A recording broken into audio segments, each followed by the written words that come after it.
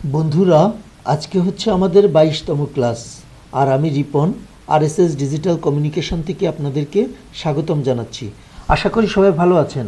আজকের ভিডিওতে আমরা ডাটা ভ্যালিডেশন নিয়ে কথা বলবো।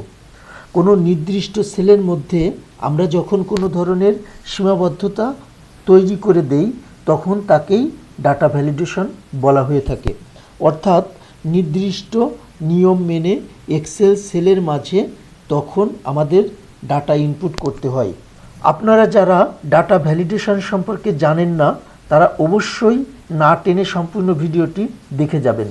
আশা করি আজকের পর ডাটা ভ্যালিডেশন সম্পর্কে আপনাদের ধারণা ক্লিয়ার হয়ে যাবে। আর আপনারা যদি শুরু থেকে এক্সেল শিখতে চান তবে ভিডিওর ডেসক্রিপশন বক্সে থাকা প্লে লিস্টের লিঙ্কে ক্লিক করে সিরিয়াল অনুযায়ী দেখা শুরু করবেন। বরাবরের মতো বলবো, চ্যানেলটিকে সাবস্ক্রাইব না করে থাকলে অবশ্যই সাবস্ক্রাইব করবেন। আমার ভিডিওগুলিকে বেশি বেশি করে লাইক, কমেন্ট, শেয়ার করবেন। কোনো ধরনের প্রশ্ন থাকলে ফেসবুক পেজ অথবা ওয়েবসাইটে লগ ইন করে জানাতে পারেন। ভিডিওর থাম্বনেইল ছবির উপর অথবা ডেসক্রিপশন বক্সে ফেসবুক পেজ এবং ওয়েবসাইটের লিঙ্ক দেওয়া আছে, দয়া করে দেখে নেবেন। তো বন্ধুরা, আর কথা না বাড়িয়ে আমরা কম্পিউটার স্ক্রিনে চলে যাব।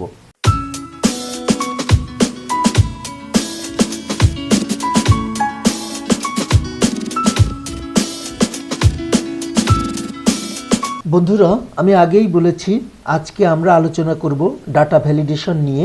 জেনারেলি এক্সেল সেলের ভিতরে আমরা যে কোনো ধরনের ডাটা ইনপুট করতে পারি, কিন্তু ডাটা ভ্যালিডেশনের মাধ্যমে আমরা কোনো সেলের মাঝে কোন ধরনের ডাটা ইনপুট করব সেটাকে নির্দিষ্ট করে দিতে পারি। আমরা যেখানে ডাটা ভ্যালিডেশন ইউজ করব প্রথমে আমাদেরকে সেই সেলটি সিলেক্ট করতে হবে। সিলেক্ট করার পর আমরা এখান থেকে ডাটাতে ক্লিক করব এবং এখানে ডাটা ভ্যালিডেশন ট্যাবের ডাটা ভ্যালিডেশনে ক্লিক করব। দেখেন, এটা ক্লিক করার সাথে সাথে একটি ডায়ালগ বক্স আমাদের সামনে চলে আসলো এবং এখানেই এই যে তিনটি অপশান আছে, একটা হচ্ছে setting, input message, error alert. তো আমরা এই সব বিষয়গুলি দেখব। আর এখানে দেখেন ভ্যালিডেশন ক্রাইটেরিয়া অ্যালাউ এর ভিতরে এই যে বক্সটি আছে, দেখেন এখানে ডাটা ভ্যালিডেশনের যে ক্রাইটেরিয়া আমরা ইউজ করব সেটা এখান থেকে আমাদের সিলেক্ট করে নিতে হবে। তো আমরা প্রত্যেকটি অপশনই দেখব, যার কারণে আমি কিন্তু এখানে দেখেন প্রত্যেকটি অপশন লিখে রেখেছি। সর্বপ্রথমে এনি ভ্যালু ক্রাইটেরিয়ার মাঝে বাই ডিফল্ট এনি ভ্যালু সবসময়ই থাকে। তো আমরা যে ক্রাইটেরিয়াটি সেট করব সেটা আমাদেরকে এখান থেকে সিলেক্ট করে নিতে হবে। এনি ভ্যালু হচ্ছে যে কোনো ভ্যালু আমরা অ্যাড করতে পারবো। এটা নর্মালি যেভাবে এক্সেল কাজ করে as it is. Any value নিয়ে কোনো প্রশ্ন আশা করি আপনাদের মাঝে নাই, কারণ এনি ভ্যালু মানে আমরা যে কোনো ডাটাকেই এক্সেল সেলের মাঝে ইনপুট করতে পারি। হোল নাম্বার আমি এখানে কেটে দিলাম। আমাদেরকে সর্বপ্রথমে যে সেলগুলিতে আমরা হোল নাম্বারের ভ্যালিডেশন অ্যাড করব সেটাকে সিলেক্ট করার পর এই যে এখান থেকে ডাটা আমার সিলেক্ট করাই আছে, ডাটা ভ্যালিডেশন থেকে এখান থেকে ডাটা ভ্যালিডেশন এখানে আমরা সিলেক্ট করব হোল নাম্বার। এখানে আরো অনেকগুলি ক্রাইটেরিয়া দেওয়া আছে, আমরা প্রত্যেকটি যদি একবার দেখি আমাদের কনসেপ্ট ক্লিয়ার হয়ে যাবে। আমি এখানে বিটুইন সিলেক্ট করলাম।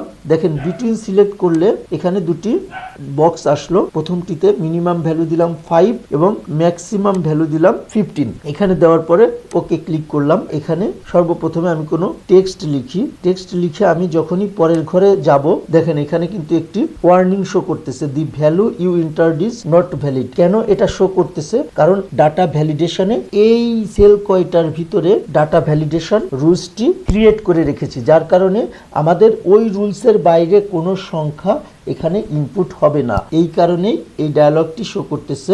এখন আমরা এখানে যদি 4 দেই তারপরও কিন্তু এই ডাটাটি নিচ্ছে না, কারণ আমরা এখানে সেট করেছি 5 থেকে 15-র মাঝের যে কোনো ডাটা আমরা এখানে ইনপুট করতে পারবো। দেখেন আমি 5 থেকে 15 মাঝের যে কোনো একটি ডাটা যদি এখানে ইনসার্ট করি তাহলে কিন্তু ডাটাটি এখানে সুন্দরভাবে ইনপুট হয়ে গেল। আশা করি আপনারা বুঝতে পেরেছেন। তারপরেও আমি প্রত্যেকটি অপশন আপনাদেরকে একবার করে দেখাবো।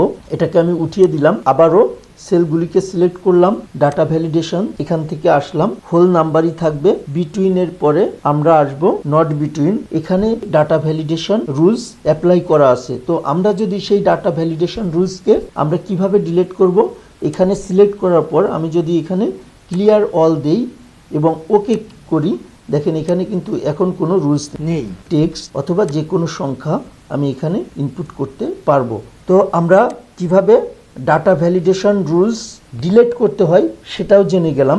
এরপর সর্বপ্রথমে সেলগুলিকে সিলেক্ট করার পর এখান থেকে ডাটা ভ্যালিডেশন, এনি ভ্যালু, এখানে হোল নাম্বার, আমরা একবার এই ক্রাইটেরিয়াগুলো সবগুলি দেখব আমাদের কনসেপ্ট ক্লিয়ার করার জন্য। আমরা এখানে নট বিটুইন যদি দেই, মিনিমাম ভ্যালু দিলাম 5, ম্যাক্সিমাম ভ্যালু দিলাম 15 এবং ওকে প্রেস করলাম। এবার যেটা হবে ঠিক আগেরটার উল্টা, তার মানে আমরা 5 থেকে 15-র মাঝের কোনো সংখ্যা এখানে ইনপুট করতে পারবো না, তার বাইরের যে কোনো সংখ্যা কিন্তু আমরা এখানে ইনপুট করতে পারবো। আমার কথা ঠিক কিনা একটু দেখে নেই। আমি এখানে 5 প্রেস করলাম, দেখেন এখানে কিন্তু ইনপুট হলো না। আমি যদি এখানে 15 দেই তাও হলো না। তাহলে আমাদেরকে কি করতে হবে, 5 থেকে 15-র বাইরের যে কোনো সংখ্যা যদি আমরা ইনপুট দেই তাহলে কিন্তু ইনপুট নিয়ে নেবে। আমরা নট বিটুইন বিষয়টিও বুঝে গেলাম। এবার এখান থেকে ডাটা ভ্যালিডেশন, নট বিটুইনের পরে ইকুয়াল টু, দেখেন এখন কিন্তু একটা ঘর আসলো, তার মানে ইকুয়াল টু, আমি এখানে যে সংখ্যাটি দিব শুধুমাত্র সেই সংখ্যাটি সেলগুলিতে বসাতে পারবো। এখানে আমি যদি দেই 15 ইকুয়াল টু 15, আমি ওকে দিলাম, দেখেন এখানে যদি 14 দেই তাহলে কিন্তু নেবে না। আমি যদি 16 দেই তাও কিন্তু নেবে না। আমি যদি এখানে 15 দেই তবেই শুধুমাত্র এই সেলটিতে ইনপুট করা যাবে। তার মানে ইকুয়াল টু বিষয়টিও আমরা বুঝে গেলাম। ডিলিট করলাম, আবারও সেলগুলি সিলেক্ট করার পর এখান থেকে data validation, whole number select করাই আছে, এখানে আমরা নট ইকুয়াল টু বিষয়টি যদি দেই, এখানে আমার 15ই থাকলো, ওকে করলাম। এখন যেটা হবে উল্টোটা, তার মানে 15 ছাড়া আমরা যে কোনো সংখ্যা এই ঘরগুলিতে বসাতে পারবো। এই যে দেখেন 15 যদি দেই এটা কিন্তু নিবে না, বাট আমি অন্য যে কোনো সংখ্যা যদি বসাই, এই যে দেখেন আমি যে কোনো সংখ্যা যদি বসাতে পারবো, বাট আমি যদি কোথাও 15 বসাতে যাই তবে কিন্তু সেটা নেবে না। তার মানে নট ইকুয়াল টু বিষয়টিও আমরা ক্লিয়ার হয়ে গেলাম। আবারও ডাটা ভ্যালিডেশন, গ্রেটার দেন, এই যে গ্রেটার দেন, আমি এখানে 15ই রাখলাম, ওকে। এখন যেটা হবে 15-র উপরের যে কোনো সংখ্যা আমরা এখানে বসাতে পারবো, কিন্তু 15 বা তার নিচের কোনো সংখ্যা আমরা এই ঘরটিতে বসাতে পারবো না। যেমন আমি যদি 12 দেই বসবে না, আমি যদি 1 দেই তাতেও হবে না, আমি যদি 15 দেই সেটাও হলো না। কিন্তু দেখেন আমি যদি 16 দেই তাহলে কিন্তু হবে, আমি যদি 1000 দেই তাতেও হবে, আমি যদি 2000 দেই তাতেও হবে। তার মানে 15-র নিচের কোনো সংখ্যা আমরা এখানে বসাতে পারবো না। তাহলে গ্রেটার দেন এটাও আমরা বুঝলাম। আবারও আমি সেলগুলি সিলেক্ট করে ডাটা ভ্যালিডেশন থেকে এই যে এবার আসব লেস দেন।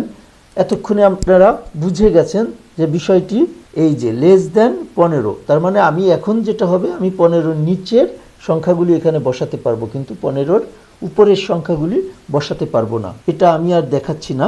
তারপরে দেখেন greater than or equal to, এটা 15 বসাতে পারবো এবং 15-র উপরের যে কোনো সংখ্যা আমি বসাতে পারবো। ঠিক less than or equal to, তার মানে আমি 15 বসাতে পারবো এবং 15-র নিচের সব সংখ্যাগুলি বসাতে পারবো। আশা করি আপনারা এই ডাটার যে ক্রাইটেরিয়াগুলি ছিল সবগুলি সুন্দরভাবে বুঝতে পেরেছেন। এবার আমরা দেখব হোল নাম্বারের পরে ডেসিমেলটা আমরা দেখব। তার জন্য আমি এই ডেসিমেলের এই ঘরগুলিকে সিলেক্ট করলাম, ডাটা ভ্যালিডেশন, ডেসিমেল, এবং ডেসিমেল আমি এখানে ইকুয়াল টু দিলাম। আমি এখানে যে কোনো একটি ডেসিমেল সংখ্যা বসালাম 1.5। আমি যদি এখানে 1.5 দেই, দেখেন আমি কিন্তু এখানে শুধুমাত্র 1.5ই এন্ট্রি করতে পারবো। আমি যদি অন্য কোনো সংখ্যা বসাতে যাই তবে কিন্তু সেটা বসবে না।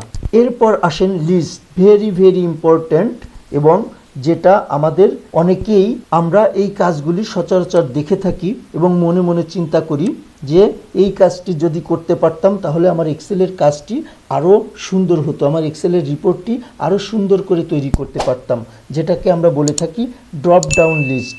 লিস্ট কিভাবে আমরা তৈরি করব, এই যে ডাটা থেকে ডাটা ভ্যালিডেশন ক্লিক করলাম, এখান থেকে আমরা যাব লিস্ট। এই যে লিস্টে যাওয়ার সাথে সাথে এখানে একটা ঘর চলে আসলো।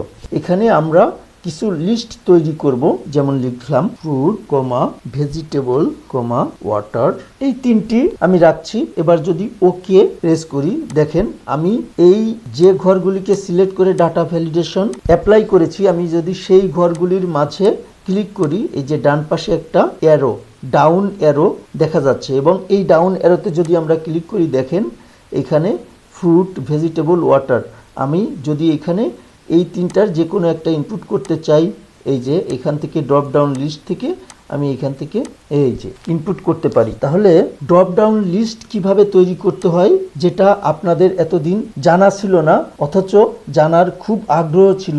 আশা করি আপনারা সবাই বুঝে গেছেন যে কিভাবে ড্রপ ডাউন লিস্ট তৈরি করতে হবে। হ্যাঁ বন্ধুরা, অন্য একটি উপায়েও আমরা ড্রপ ডাউন লিস্ট তৈরি করতে পারি, সেটাও আমি একটু দেখিয়ে দেই। কোনো সময় এমন হতে পারে যে এই লিস্টটি 10, 12, 15 বা অনেক সংখ্যার হতে পারে, সেক্ষেত্রে এতগুলি কমা দিয়ে লেখার থেকে আমি এখানে যে লিস্টটি করতে চাই, আমি যদি এখানে সেই লিস্টটি আগে থেকেই তৈরি করে নেই, যেমন fruit vegetable water meat rice chicken, আমি আর দিচ্ছি না, এইখানে আমরা এই লেখাগুলি রাখলাম। এবার আমাদেরকে যেটা করতে হবে, এই যে যেখানে আমরা ড্রপ ডাউন লিস্ট তৈরি করব, এই লেখাগুলিকে আমরা যেখানে ড্রপ ডাউন লিস্ট তৈরি করব সেখানে আমরা সিলেক্ট করলাম ডাটা ভ্যালিডেশন, এখান থেকে লিস্টে এখন আমরা যেটা করব, এই যে দেখেন যে ঘরটি আছে, এই যে ডান পাশে যে বক্সটি আছে এখানে ক্লিক করব। এখানে ক্লিক করার পর আমরা এখানে চলে যাব। এখানে চলে গিয়ে দেখেন যে আইটেমগুলি বা যে লিস্টগুলি আমরা নিতে চাই সেই লিস্টের প্রথম থেকে শেষ পর্যন্ত টান দিব, দেওয়ার পর এন্টার প্রেস করব এবং এখানে ওকেতে ক্লিক করব। দেখেন হয়ে গেল আমাদের ড্রপ ডাউন লিস্ট। এই যে আমরা যে লিস্টটি এখানে করেছিলাম সেটা কিন্তু ড্রপ ডাউন লিস্ট আকারে চলে আসছে। তো এক্ষেত্রে মনে রাখতে হবে এই লিস্টগুলি আপনি এখানেও রাখতে পারেন, আপনি এই শিটেও যে কোনো জায়গায় রাখতে পারেন, অথবা আপনি এক্সটার্নাল কোনো শিটেও আপনার ডিভাইসের মাঝে রেখে দিতে পারেন, কিন্তু অবশ্যই আপনাকে কোথাও না কোথাও রাখতে হবে, না হলে এখানে কিন্তু শো করবে না। তো আশা করি আপনারা ড্রপ ডাউন লিস্ট কিভাবে তৈরি করতে হয় শিখে গেছেন। ডেট আমরা কিভাবে বসাবো, এই যে সেলগুলিকে সিলেক্ট করলাম, ডাটা ভ্যালিডেশন, এখান থেকে ডেট, এই যে ডেট বিটুইন আমরা এখানে লিখতে পারি। আপনারা এই বিষয়গুলি তো অলরেডি জানেন, আমি যে কোনো একটাই দেখাচ্ছি, এখানে বিটুইন দিয়েই দেখাচ্ছি যে আমি এখানে দুইটা ডেট লিখব, সেই ডেটের বাইরের কোনো ডেট এখানে ইনপুট হবে না।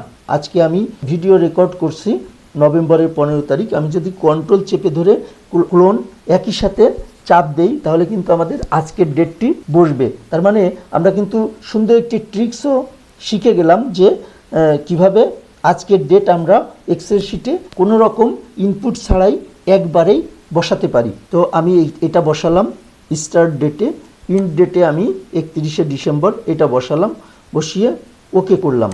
এখন যেটা হবে, এখানে আমরা আজকের থেকে 31শে ডিসেম্বর পর্যন্ত যতগুলি ডেট আছে এটাই শুধুমাত্র এখানে বসাতে পারবো। যেমন দেখেন 15ই নভেম্বর 21 এখানে বসে গেল। আমি যদি এখানে 31শে ডিসেম্বর 21 দেই সেটাও কিন্তু এখানে বসলো, কিন্তু আমি যদি এখানে 1 জানুয়ারি 22 দেই, দেখেন এটা কিন্তু বসবে না। কি দেখাচ্ছে, the value you entered is not valid. তার মানে এটা আমরা যে ভ্যালিডেশন রুলস অ্যাপ্লাই করেছি সেই ভ্যালিডেশনের বাইরের কোনো ডেট আমি এখানে বসিয়েছি, যার কারণেই নট ভ্যালিড শো করতেছে। বিষয়টি আশা করি আপনারা বুঝেছেন। এবার আসেন টাইম লেখার জন্যও কিন্তু একটা সুন্দর ট্রিক্স আছে বন্ধুরা। আমরা যদি এখানে কন্ট্রোল শিফট একই সাথে যদি ক্লোন প্রেস করি, এখন টাইমটা হচ্ছে 9টা 44 PM, এটা কিন্তু এখনকার টাইম বসে গেল। তাহলে ইনপুট ছাড়াই আমি একবারে কন্ট্রোল শিফট ক্লোন যদি প্রেস করি তাহলে কিন্তু আমার কারেন্ট টাইম এক্সেল শিটে পেয়ে যাব। তো বন্ধুরা, আরও একটি সুন্দর ট্রিক্স কিন্তু আমরা শিখে গেলাম। তো এবার আমরা এই টাইম ভ্যালিডেশন সেট করব। সেলগুলিকে সিলেক্ট করলাম, ডাটা ভ্যালিডেশন অ্যালাউতে আমরা টাইমে যাব। ঠিক আমার স্টার্ট টাইম, ইন্ড টাইম, আমি যদি স্টার্ট টাইম এখন দিই কন্ট্রোল শিফট ক্লোন, আর যদি ইন্ড টাইম আমি দেই 11:59 PM। এই টাইমের বাইরের কোনো টাইম আমরা এখানে বসাতে পারবো না। আমরা যদি এখানে বসাতে যাই 9:44 AM, দেখেন এখানে কিন্তু বসবে না, আমাদেরকে ওয়ার্নিং দিচ্ছে the value you entered is not valid. কিন্তু আমরা 9:44 থেকে 11:59 PM এর মাঝের যে কোনো টাইম যদি আমরা এখানে বসাই তাহলে কিন্তু সেটা নিয়ে নেবে। যেমন আমরা এখানে 9:46 PM ইনসার্ট করতে পারলাম। এবার আসেন টেক্সট লেন্থ। একইভাবে ডাটা ভ্যালিডেশন টেক্সট লেন্থ আমরা এখানে minimum value maximum value set করে দিতে পারি। আমি যদি মিনিমাম ভ্যালু 3 দেই এবং ম্যাক্সিমাম ভ্যালু যদি আমি 6 দেই, তার মানে আমার যে টেক্সটটি আমি এই ঘরগুলির মাঝে লিখব সেই টেক্সটগুলির লেন্থ অবশ্যই 3 থেকে 6 ওয়ার্ডের মাঝে হতে হবে। তার থেকে বেশি অথবা কম কোনো ওয়ার্ড কিন্তু এখানে আমরা লিখতে পারবো না। দেখেন আমি এখানে লিখলাম RIPAN, রিপন, 5টা ওয়ার্ড আছে যেটা 3 থেকে 6 মাঝে, এই কারণে আমরা এখানে ইনপুট দিতে পেরেছি। আমি যদি এর থেকে বেশি লেন্থের কোনো ওয়ার্ড দেই রিপন দাস, তার মানে 5 আর 3 8, তার মানে এটা কিন্তু দেখেন নেবে না। আশা করি আপনারা টেক্সট লেন্থ বিষয়টিও বুঝে গেছেন।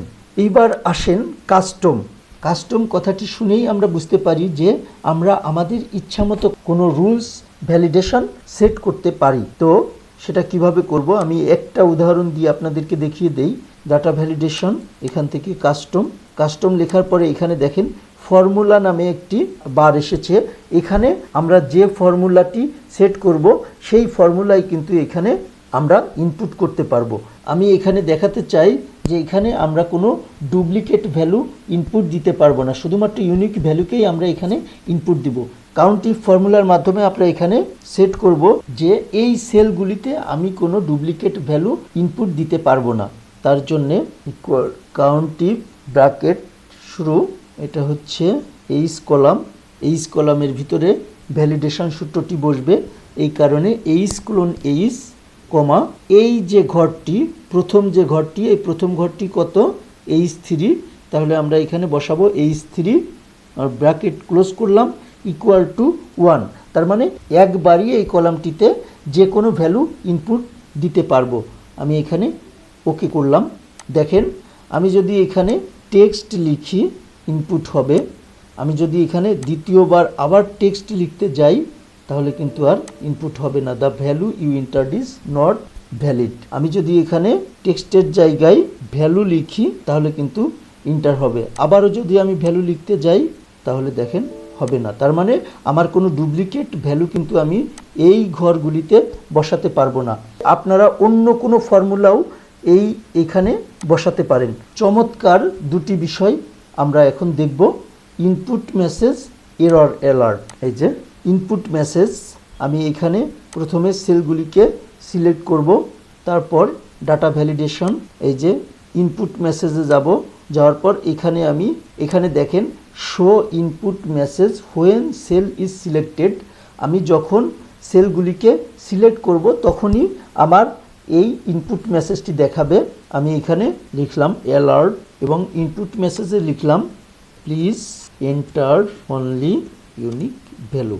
দেখেন এই যে আমি যদি কোনো ঘরকে সিলেক্ট করি সাথে সাথে আমাকে কিন্তু অ্যালার্ট দিচ্ছে যে please enter only unique value, মানে ইউনিক ভ্যালুর বাইরে আমি কোনো ভ্যালু এখানে বসাতে পারবো না। আমি যদি এটা না লিখি, আমি যদি এইটা লিখি, এই যে please don't enter duplicate value, এবার আমরা ওকে দেব।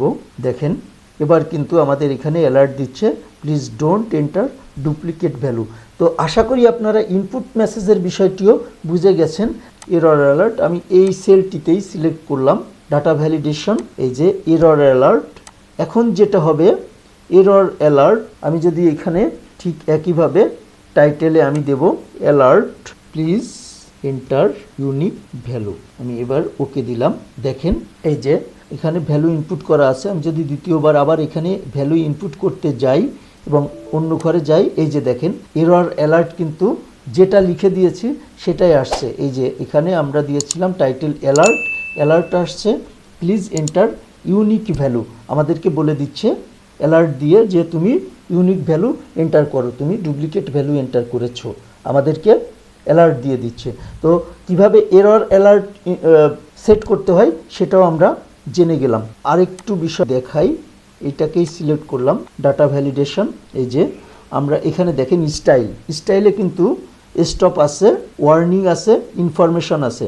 আমরা স্টপের জায়গায় যদি একটু ওয়ার্নিং দিয়ে দেখি কি হয়, এই যে ওকে, এই যে আমি যদি এখানে ভ্যালু দ্বিতীয়বার ইনপুট করি, দেখেন এখানে আমাদেরকে একটা ওয়ার্নিং দেখাবে।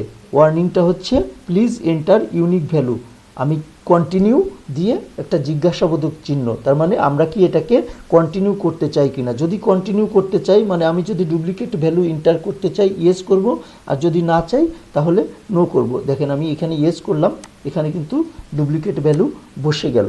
ঠিক এরপরে আসেন ডাটা ভ্যালিডেশন। ওয়ার্নিংয়ের জায়গায় যদি আমি ইনফরমেশন দেই, ওকে করি, এই যে আমি এখানে ভ্যালুটি উঠিয়ে দিয়ে আবারও ভ্যালু লিখলাম এবং এন্টার করলাম।